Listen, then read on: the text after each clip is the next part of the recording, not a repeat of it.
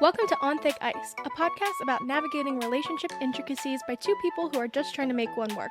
I'm Emily. And I'm John. Each week, we'll be tackling the pressing issues we all face in our relationships but rarely address head on.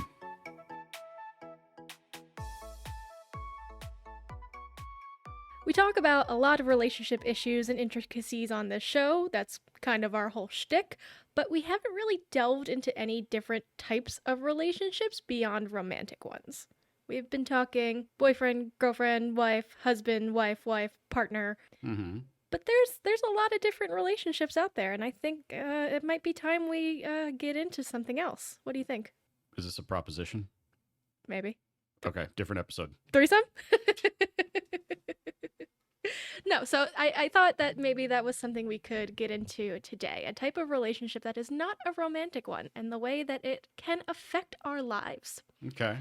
This idea sprung up from the great Taylor Swift Ticketmaster fiasco of 2022. Yes, don't worry, I got tickets. I think I would have literally killed myself if I did not. But I can attest to that. Day one was not pretty. My mental health was shot that week. But anyway, this is a concept I thought about for a long time. Parasocial relationships. Are parasocial relationships harmful or helpful? At what point does a fascination go beyond healthy and border into psychotic? Is Taylor Swift really my best friend in the world, or do I need to be put in a padded room somewhere? Let's talk about it. Okay, well, let's start with the padded room. Yes. I know you don't realize this, but you may, but I've been kind of in the background creating a padded room for you. Our gym right now, starting with the floor. I'll work my way around, don't worry. I'm gonna meet her. It locks from the outside.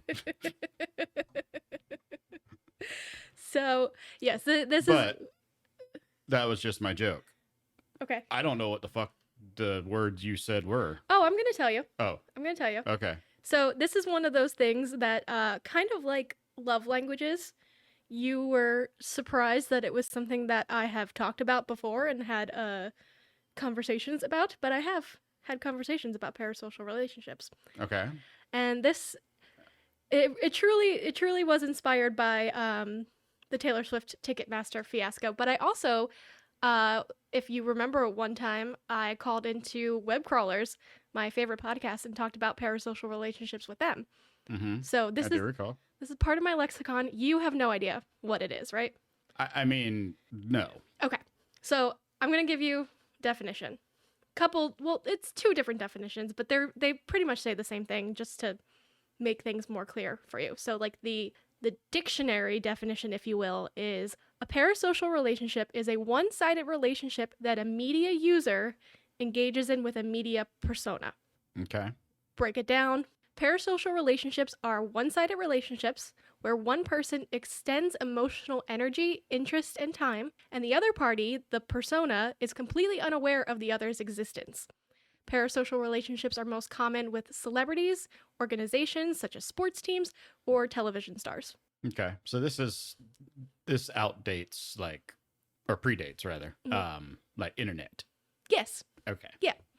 Got it. Because it's not just I was thinking as I was saying that, like, you remember when you were like a kid and you had a crush on the girl down the street who had no idea that you existed, but you would think about holding her hand and being her boyfriend. And yeah, that's a parasocial relationship. If you have a crush on someone random who doesn't know that you are alive, that's a parasocial relationship.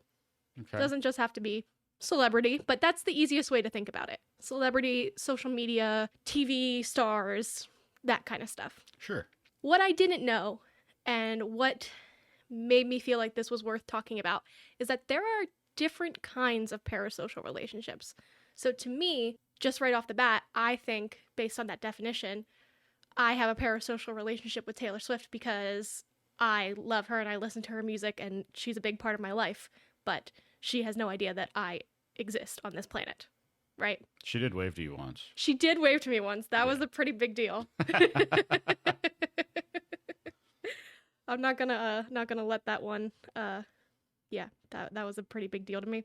I think I was gonna ask you this later, but now I'm interested. Do do you have any parasocial relationships, or have you had, just based on what I've told you already? Well, I think we all do to a certain extent. Right. Some of us may be a little more involved than Mm-hmm. others, but I think we all find ourselves diving into people's lives that Mm-hmm. we have access to Mm-hmm. just out of pure curiosity, whether that be things that you're not familiar with, Mm-hmm. like a certain lifestyle or things along those lines. But I think it's just business as usual. If Right. I think everybody does this. I guess it really just depends on the extent The extent to to which you take do it. Yeah. Yeah. Okay. Fair enough. So So, anyway. but to answer your question, I don't have somebody that I fixate over, Okay. like on a regular basis. Like there's people that I find things attractive about. Mm-hmm. Their demeanor, the way that they execute business, Mm-hmm. they're top of their game. But I think that we're all kind of in that boat. So Right. I don't really have any individual that I can think of off the top of my head, which probably means I'm going to assume I have healthy parasocial relationships. We'll see. Okay.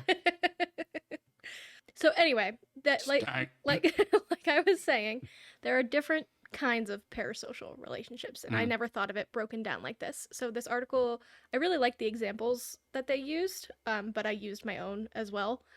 Um, a parasocial interaction. So this is when a single media interaction in which there is give and take between the person consuming the media and the media. Sounds very confusing, right? Yeah. Okay, so this is the example they gave. You're watching Friends, Hmm. you're enjoying the show, and you feel like you're sitting at Central Park with them, hanging out with the gang. Right. You're there with Right. them, hanging out. That's a parasocial interaction. I do that. Yeah. I have that. Okay. I will watch shows. I get connected to the people, Mhm. and then when the show ends, Mhm. I feel like I lost my best friends. Well, taking that same example, if you're constantly thinking, maybe not constantly, but if you're always thinking about Rachel or Monica or Chandler when you're not watching the show, or you refer to things they've done or aspects of their personality as if it were real, you have a parasocial relationship with that character. Okay. So I think in terms of like us and The Office, have we ever gotten through an episode of this podcast without making an Office reference? No. Because they're our friends. They're part of our life. We have a parasocial relationship with Michael and Jim and Pam and Dwight and Angela and all of them. Yeah. See? Okay. It's interesting, right? I think I blamed that on just pop culture in general. Mm-hmm. So maybe I have mixed feelings on the topic. I think there's a lot of overlap here when you're thinking about parasocial relationships and pop culture, just in general. Mhm. The herd, I guess, follows on both sides Mhm. and in the middle, I suppose. So, Well, let me. This is how I was thinking about it. Like a show that I really liked, like Parks and Rec, right? Mhm. I can make a Parks and Rec reference to a lot of stuff, yes. but I don't. It's not in my brain all the time. It's Right. not the first thing that pops into my head. I don't feel like that's part of my life. Mhm. But with The Office, like that's the first thing my mind goes to with anything ever. Any kind of joke, any kind of reference I can make because I'm a sad millennial is going to come straight from The Office. Well, You know? I will say this as well. We Mhm. specifically, Mhm. there's two shows that are in the background. Yeah. Was The Office. Mhm. Any time that we were just sitting around, that was our background. Mhm. We just put that on in the background, get a couple laughs every once in a Mhm. while. So I think we kind of, I don't know what the actual term for this would be, but I think we brainwashed ourselves. Really just drilling it into our heads. So Yeah. is it completely to blame on the fact that we have parasocial relationships, or is our own brainwashing mechanism? Because I could say the same thing about Impractical Jokers right now. Yeah. I don't think about it constantly, Mhm. but it's the most fresh thing in my mind. Mhm. So when an opportunity comes about Mhm. and I have a good reference Mhm. that you'll understand, Mhm. that's just another layer of communication, in my opinion. Yes, but think about the way we talk about them, though. Like, we will, just earlier, I had to pause my headphones while I was doing my hair, or I had to pause my blow dryer while I was doing my hair because the episode where Joe calls Sal Tonka was on, and that's my fucking favorite. But, like, if I'm talking to you about that, I'm not going to be like, oh, so I was watching this show Impractical Jokers, and I know we watch it a lot, and it was that episode that I like where the one guy, Joe, calls the other guy Sal Tonka, and it was really fun. Like, I don't explain all that. I just say to you, Joe called Sal Tonka, and Yes. I lost my shit. And it doesn't even matter if you know this story or not. When I say Joe, you know who I'm talking about. Right. Like, they are, it's like they're in the room with us. And I think that's the difference between pop cultural brainwashing, as you put it, and forming Well, not a pop cultural relationship. brainwashing. I think we just brainwash ourselves because that's all that we have in the background. Right. But it's also pop culture relevant, which again, we're now gray area. But the fact that we've brainwashed ourselves to have it in the background, that formed the relationship.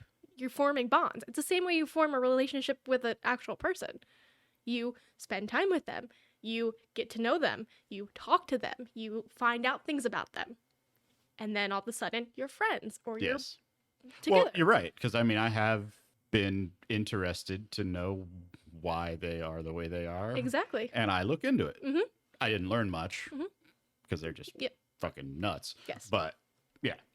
So, yeah, I mean, you're not wrong that we do it to ourselves, but I'm also not wrong that we've formed relationships. Oh no, absolutely. I agree. I'm just thinking like the counterpart is it's not just one thing Right. that brings you here. Yeah. That makes things more relevant. Because I think right now, yes, we do still make Office references when they're relevant. Mhm. But I think right now, I think we make way more Impractical Joker references. Yes. And that's just because it's here now. Yeah. And it's, Sure. so that's the only thing I was calling out. Gotcha. Yeah. Okay. Well, I have one other example here because, I just got to talk about Taylor Swift. I'm listening to Taylor Swift's music and I feel sad for her because she wrote a sad song. That's a parasocial interaction. Mm-hmm. Having her picture as the background of my phone and referring to her as my Lord and Savior, that's a parasocial relationship. No, that is fucking weird. I'm sorry. Did you see this picture of her from the EMAs? It was the other part. The picture in the background, that's fine. There's a line. Okay, and then the other type is Example of weird parasocial relationships, folks. Emily. Okay, so the other kind is a parasocial attachment.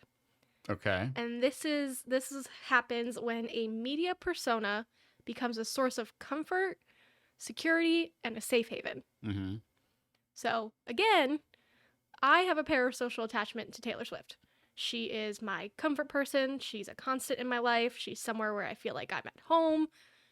She doesn't know I exist. Right. She comes, you know this. Who comes first? Taylor comes first. I don't even know who you are. She's she feels like home to me. She's Yes. a parasocial attachment. And I have other ones too. Michael Scott, Rachel from Friends, Mm-hmm. Lorelai Gilmore. Anytime I'm interacting with these people or these characters, I feel like, okay, I'm here, I'm safe, I'm secure. This is my happy place. Do you have any parasocial attachments? I don't think so. No? No, I don't think I allow things to stay in my life long enough. Because I'm always flip-flopping. You do flip-flop a lot. Yeah. Well, I mean, I guess I don't know if this isn't a parasocial relationship. Well, I'll But- be the judge of that. When I can't sleep in the morning Mhm. and the TV is bothering me, I put on the waves, sound. That is a go-to noise for me, but Okay. it's not necessary. That's like the only constant. You have a parasocial relationship with your sound machine. Well, it's more selfish, but it's a very one way. Well, I guess that's what a parasocial. But Exactly. but That's there- exactly what a parasocial relationship is. there is no someone on the other end. It's just a video. Right. it's a wave. Right. Okay. But Fair. yeah, no, I feel like I flip flop in hobbies and what comforts me in the moment Mhm. through time. Mhm. So I don't necessarily, I think maybe the longest lasting one for me was Sublime. Okay. I had a very long lasting relationship Right. with Brad Knoll. No, that's funny because I think that shows a real like difference in our personalities that I think we both know anyway. Like you are just very like In the moment. you're in the moment, you're cut and dry. I'm very nostalgic. I like to take walks down memory lane, and I think that is why I am able to, or whether it's a good thing or not, form these relationships with celebrities or TV characters or whatever because I hold them to memories of my actual life. Yeah, You know, you relate those to moments in your life. yeah, I associate them with times of my life and just things like that. And I think that's why I'm able to find a similar kind of comfort in sitting down and listening to, a Taylor Swift album, the same as I can feel comfort in having a bad day and knowing that I'm going to come home and you're going to be there. You know what I mean? Mm-hmm. It's not the same, obviously, but it's a very similar feeling to me. Well, it's funny you say that because I feel like as an adult, I think that's something that's kind of overlooked a lot. Mm-hmm. Like when you're a kid, Mhm. you're out playing, whatever, you're at the end of your day, you've had a hard day of playing, whatever it is you were doing, skateboarding, biking. But you get those like those in the moment feelings, Yeah. right? And you might get the chills, you might get this, you're walking home, it's misting, you're walking under a street light, and that's like a moment. Yeah. It's something you remember and Mhm. you gravitate towards. But when you reflect on those types of things, you can kind of recreate that feeling in that moment, but you really have to try. Like, sitting down and, I don't want to say meditating, but I guess just like focusing heavily on that moment and kind of just clearing your mind of other things. So, okay, meditating. I'm bad with words. Me no good words. How many tasties you chomping? Yeah, see? There we go. Impractical Jokers. Thanks, guys. Yeah, where was I going with this? Sitting down and Yes. getting back to the moment. Enjoying like the moment. As an adult, you really don't take the time to do that. You've got so much going on that you don't really reflect on the past. And I feel like I'm a victim of that. And maybe I do like it when I do it. Like when I find that moment and that connection with, whatever that time was in the past, I like that. But I don't seek it. And I feel like that's probably the difference between me and you is it comes so easily you can to me. recreate those moments with other things like Taylor Swift and music and things along those lines. And for me, I don't really do that. I don't relate things with other things. And maybe it's just a force of protection. Like, don't ask somebody to marry you on Christmas Day or like on their birthday or some shit. I don't really like to create those connections because I don't want to add any layers of negativity in between different things. So it might be a really weird self-preservation mechanism that I have, but thinking about it, like it's very rare that I relate to things to create a cohesive memory. No, it comes so easily to me. Like, I listen to Fearless and I am 15 years old writing in a journal about the boy who doesn't like me. I listen to Red and I'm 18 years old crying over my first breakup.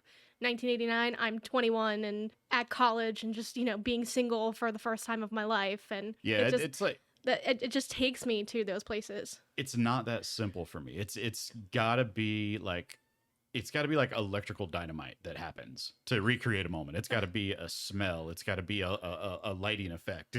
There's so many things. Easy for me. I even think this is like so stupid, but the episode of The Office where where Michael says, "I hate disappointing everyone, but I love Burlington Coat Factory." Yes.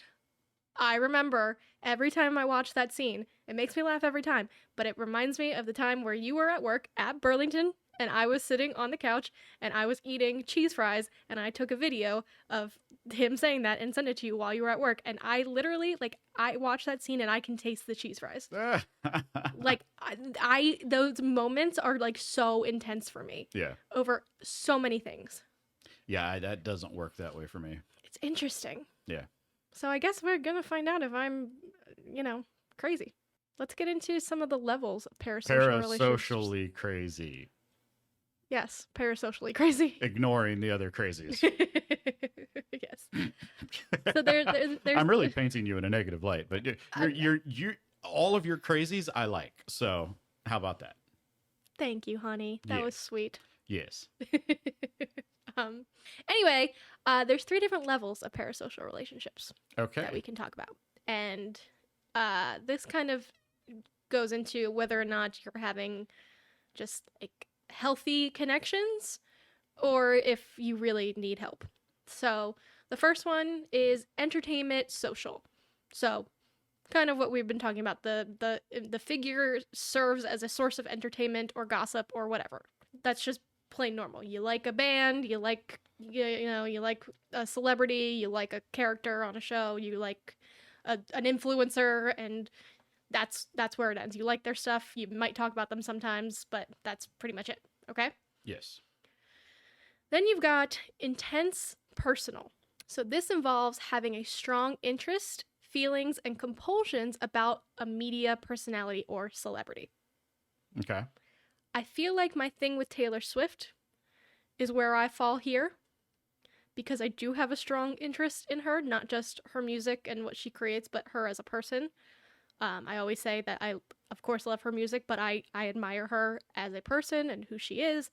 I have a strong interest in things. I get upset when people hurt her. I get happy when she is she wins an award. I feel like I won an award. Those kinds of things. Yes. I have compulsions. I have rituals that I do. Mm-hmm.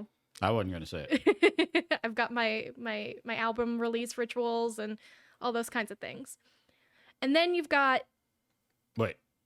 What? Are we moving on to the third? Or are we don't have to. We can these? talk about it. Okay. So this one, I think we need to... Well, I think it just needs to be looked upon carefully. Okay. Because I think there's a difference here. There's a line in the sand with this specific second, what are we calling these? Levels. Okay. Yes. The second level. I think that there's a caveat here. So for me, I do get fixated on people. Yes. Very easily. But I do it in a very careful fashion. I figure out what I want to know and then I move on. Right. Like I don't fixate on it for a long time. I learn about the person. I figure out how that's relevant to whatever it is that they're in the news for or whatever that might be. And then I move on. Or if there's like a new show and I'm just interested in these people, like how did they get here kind of deal. Like the Bargain Block guys, I was very interested in their story. Like I think what got me very interested was the fact that they were social media influencers and they transitioned to a TV show where they have to cut off their social media ties because you can't reveal what you're doing on the TV show on live action. Yeah. So little things like that. So I do get like hyper fixated for a short period of time and then I just move on. Well, I get bored with it. I would call that entertainment social. Yeah. I wouldn't call that intense personal. Just because you're getting a little more into it. I think just the fact that you find the information that you want and move on. You have to look at me. I know. I'm not the normal, like, I'm just going to go figure out a couple of things. No, I know. I'm a freaking extremist, and I do take things to that level. I'm just saying, like, remember when we did the Wife Guys episode and you spent hours and hours and hours on John Mulaney. John Mulaney, right? Yeah. Like, if you were doing that all the time, I would say maybe it's a little more, but the fact that you were, and forget the fact that we were doing it for work, the fact that you did it just that one time, and then you probably haven't thought about John Mulaney again since then. No. I would just call that entertainment. You may have gone a little hardcore, but you found what you needed and you moved on. Fair enough. I just wanted to draw the line because it For me, when I hear that description, I'm thinking that's what I'm doing. No, just I wouldn't in say a controlled window of time. No, no, I would say that you're not. Your methods of research might be intense, but your relationship is not intense. Fair. So that's true. Yeah, I'm more interested in the story, not the person. Right. Yes. Fair. Okay. So then we've got 3. Level 3. And this is borderline pathological. Okay. So this involves having uncontrollable, sometimes delusional fantasies about the individual that may lead to behaviors such as stalking or harassment. Mm-hmm. This is where I feel like I might be on the borderline. I would never stalk or harass Taylor Swift. I would never do anything to hurt her safety. But I'm not going to say that I don't have delusional fantasies where we're best friends and she invites me to her apartment in Tribeca and we drink wine together. Well, I think this is more on the lines of like believing your fantasies. Right, yeah. I think that's where the line is drawn, and I don't see that. Well, I have to question myself sometimes, so let me be careful here. I sometimes don't know if you're kidding when it comes to this topic, and we actually recently had an interaction about this with the with your claim of traveling the country on the Taylor Swift tour. And, I'm like sitting here, like looking at the economy and, the state of affairs and that we live on the West Coast and everything that we know is on the East Coast. And you want to travel the country doing Taylor Swift. And I mean, I you're do. buying every ticket. No, but you were making very definitive statements. And I didn't know if those were true or false. And that did lead to a little spat with us. Yes. It was like last night when I was like, I'm not buying a ticket for Philly, but if the magic one appears, I'm not gonna buy it. Yes. But I still have to approach all of those situations like you're speaking the truth. Yes. Because I don't want any gray area. I can't handle that. I know. I want to be 100% clear when we leave a conversation. As of, yesterday, you might have been kidding, and I might have known you were kidding. But I'm not going to allow that to spin out of control. Yeah. So before we end that conversation, it is going to be known that no, there will be no purchases of any tickets for any place outside of where we are right now, outside of my control, period, da-da-da-da-da. And it's not because I'm a control freak. It's because she would spend all of our money on Taylor Swift. It's because I'm borderline pathological and the only thing keeping me on the edge is John. Yes. Yeah. Okay. So fair enough. So those are the different levels of parasocial relationships. I think I got distracted from the third one. What was the third one again? Borderline pathological. Right. And we got into that spiral because you think I'm do delusional. make up stories and you do speak like you're telling a real story sometimes. Yeah. But deep down inside, you know the truth. She's my friend. Okay? Speed dial, motherfucker. God, could you imagine? I feel like I have her on speed dial. Yeah, so I think that most people fall into the entertainment social version, and that's so light that I don't think you would even recognize it as a parasocial relationship unless you were seeking to define it. I don't think that you would ever think that you had a parasocial relationship at all if we didn't put this definition out there. For me, my one is Taylor Swift. I have an intense personal parasocial relationship with Taylor Swift, and I know that, and I'm okay with it. Yeah, I think and maybe this is a tack on episode, possibly. I think I form more relationships with concepts.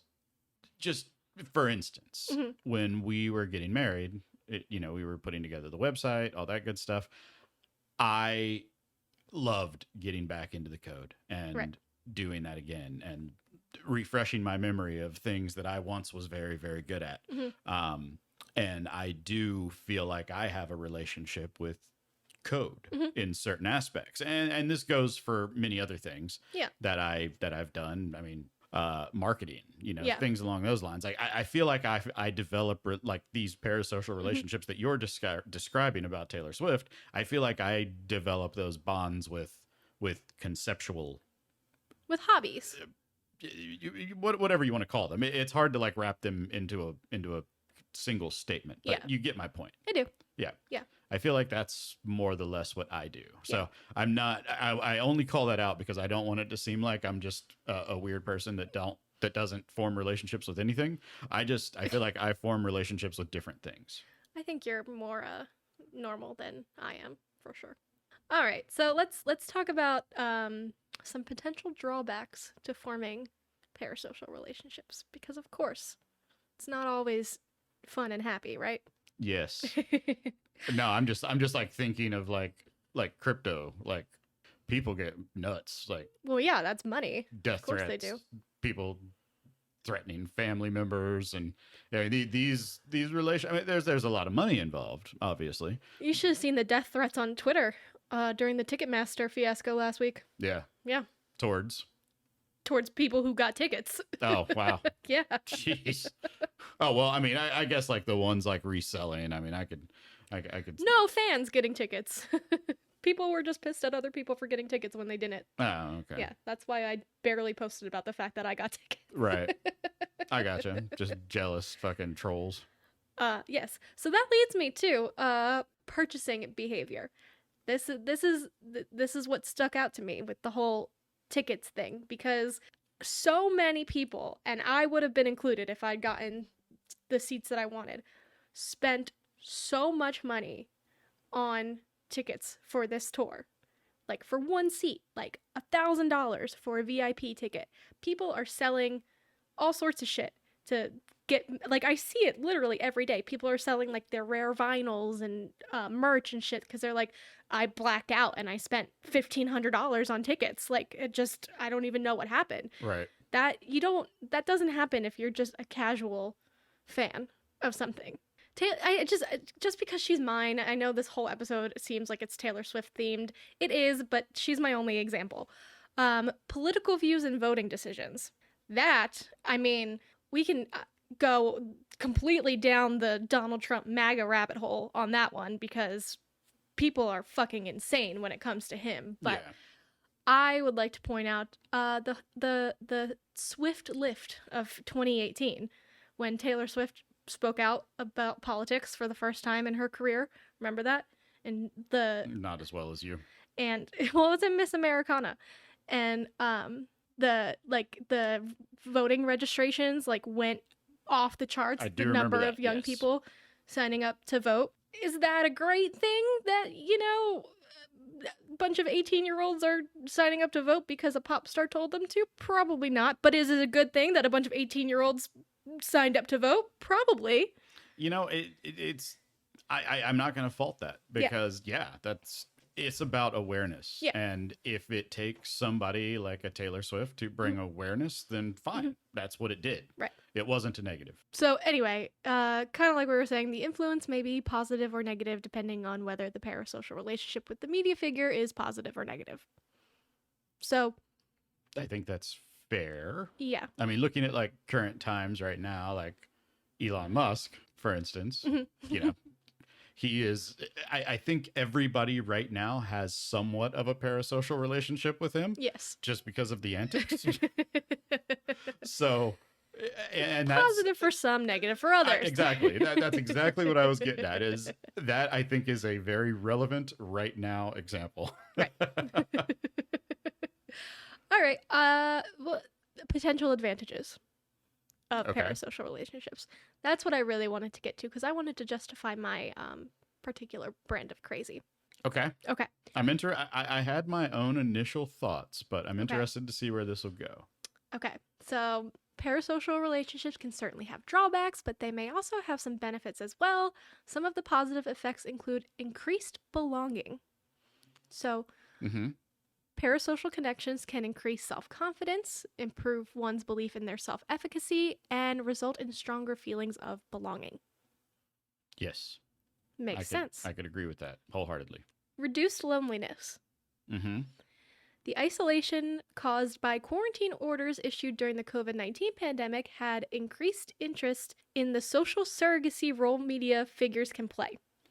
Well, it's a weird sentence, but Tiger King. Exactly. Everybody had a parasocial relationship with fucking Joe Exotic. in That was March. that would have never happened Yeah. if all of those things. So thanks, COVID. Right. Well, I was just saying the other day, like, it's not necessarily negative to me, but we were watching Community, and like, I hear the theme song to Community, and I am in our apartment. I'm wearing gloves. I'm wiping down our groceries. Like, it's COVID core to me. Like, just full on March 2020. Yeah, I think the only I don't relate Community to COVID at all. Like that is That's not so even weird a to thing me. for me. Now, Tiger King, different. Now, and I think the difference in my mind is Tiger King I would have never watched And ever. everybody was watching it at the same time. And Community, that's something that I could see myself watching outside of a specific area of Right, time or right. window of time. Right. So I think that's why I feel like when I think Tiger King, I think COVID. Because there's no fucking way in hell I would have ever watched that show if I was not furloughed and I couldn't go anywhere. I had tipped the barrel. That was the bottom. And everybody else was in the same Yes. cesspool that Yes. I was. That was a moment. That you're right. That wouldn't have been a thing if it wasn't for No, COVID. not at all. Not that crazy anyways, Yeah. I don't think. I mean, let's talk about Tiger King 2. Huh. Yeah, right. Exactly. Exactly. Right. No, wait, they made another one? Well, for me, it's the same thing with The Alarmist. When I listen to The Alarmist and the intro, the eagle in the intro, like I'm in the car. I can relate to. I'm on the Northeast Extension. We're eating a McChicken. Like that's. We're doing our disaster road trips. Yeah, our socially distanced road trips. Yeah. Anyway. That I can relate to that. That I do have that connection to. But it says, although the research on this topic is limited, people who didn't have other social outlets while they were in lockdown turned to TV and movie characters and online social media to satisfy their need for interaction and connection, which just like, duh. Yeah. Makes sense. You gotta find connection somewhere. I mean, I think I had a parasocial relationship with Dr. Fauci at that time. I look forward to my White House press mayor. briefings. Right. We don't talk about him. He's canceled. We waited every day for his update, and we didn't even live in New York. He was just New York. We all did. Yes. So, to be fair, and then that's so funny. I forgot about that. Fucking mayor of New York. And then stronger social connections, which seems backwards because you're forming a connection with someone that's not forming a connection back with you. But because friends and family can engage in parasocial relationships with the same media persona without jealousy, discussing these mutual parasocial relationships can strengthen social relationships. I would say this sounds bad. In the Swiftie community, I would say that that's not always the case because there's a lot of hate and a lot of levels of I've met Taylor Swift, I've interacted, Taylor sent me a Christmas present, like there's that. But in the sense of like a TV show, The Office, that's something that brings us closer together, something that we both can relate to and can refer to. And if I make an Office reference at a bar and someone turns around and laughs, I'm like, hey, I like you because you watch a show that I like. We can be friends. We can have something to talk about. You know what I mean? Yes. Yeah. Then you've got, as part of this, fans also often create online or in-person communities dedicated to specific performers, characters, and other media figures, which can contribute to real-life relationships with like-minded others. Mm-hmm. That's where I instantly went, was the communities behind it. Yeah. Yeah, so that's parasocial relationships. It was a lot more to it than I thought there was going to be. Because you think it's pretty cut and dry. Like, having a relationship with someone who doesn't know you exist is probably bad. That's what it sounds like on paper. But is it really? Is it the worst thing in the world? No. I don't think so. Mm-mm. I think it's necessary. Like, yeah. Personally, like I feel like people build relationships with others as aspirational, like goals and things along those lines. And I feel like that's a very healthy way of kind of being your own weird by yourself. Yeah. Your own version of weird. Yeah. Like this this person, even though you don't know them, they would get you. They would understand you. Yes. And even though you don't know them and they probably wouldn't, that's okay. Because I think Taylor Swift would get me. You told yourself that it was okay. Yes. And that this person would understand everything that you ever did and would be able to relate to it. And the fake conversations that you have in your head with this person about whatever the hell this thing is always goes your way because you needed that fucking weird relationship with something. Yes. To just agree with you and to keep you moving on a path. Yeah, I think you're right. Yeah. So I think that portion of it's very healthy, but don't be a stalker. Don't be a stalker. Don't be creepy. As I think either Taylor or Brendan Urie said it in Miss Americana. There's a difference between I relate to your music and I like what you do and I want to sleep in your bed while you're not there. Right. There's the line. There's the line. It might be a little bit over the line, maybe. So far past the line, you can't even see the line anymore. The line is dot to you. Another one of my favorite parasocial relationships, Joey from Friends. Okay. And again, going back to the conversation we had yesterday, I don't know if you are making references to shows with your dumpster brain or if you are being insightful. So most of the time I spend my day trying to figure out which show that came from. I'm in a constant game show of which show did this line come from? And I always lose, by the way. It's your own personal whose line is it anyway, yes. But like from hell. Yes. It's the game show I didn't sign up for, and there are no prizes. Just constant defeat. Yes. Thanks, Emily. What are we going to call this game show? What a way to... I don't know. I liked whose line is it anyway. I know, Very but that creative. was good. I don't know. I'm done. Dumpster diving. On Thick Ice is created, hosted, and produced by Emily and John Shacklet. To join the conversation, follow us on Instagram and Twitter at OnThickIcePod, email us at onthickIcepod@gmail.com, or call our hotline 415-494-7275. Subscribe to On Thick Ice wherever you get your podcasts.